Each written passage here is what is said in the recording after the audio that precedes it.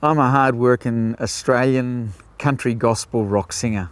I was born in Sydney back in September 1959, but spent the first 10 years of my life living up in the highlands of Papua New Guinea. An amazing childhood and an amazing place to grow up. Mum got crook when I was 9 years old and we were eventually forced to come home to Australia. Lived in Wollongong, lived in Sydney, lived in Melbourne, Coffs Harbour, Canberra, and Kerry and the boys and I eventually moved through to Queensland where we live today. As a kid I grew up listening to Johnny Cash and Slim Dusty music, so it was a great honour when Slim Dusty asked if he could record one of my songs, a song called Port Augusta, on his 100th album, which was called Looking Forward, Looking Back. Most of the songs that I've written over the years have come from the good and the difficult experiences that I've been through in my life, and found a style that really connects with people out in the bush.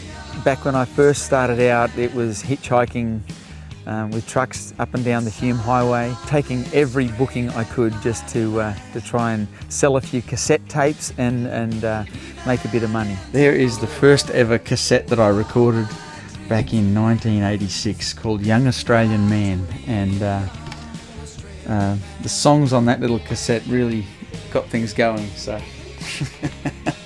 I've recorded about 13 albums over the years.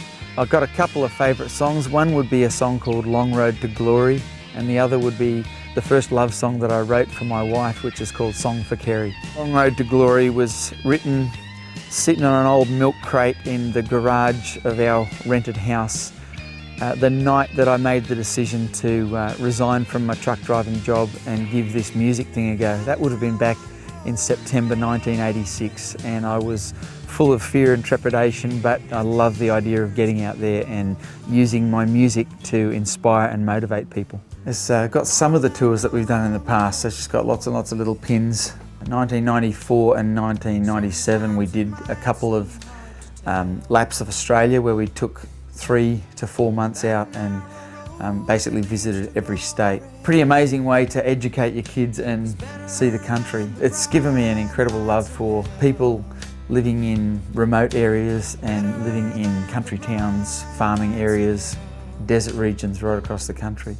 Back in the 90s I was averaging about 120 towns a year that we would visit, and it wears you out after a while, but the trouble is it's probably one of the best drugs you can ever take.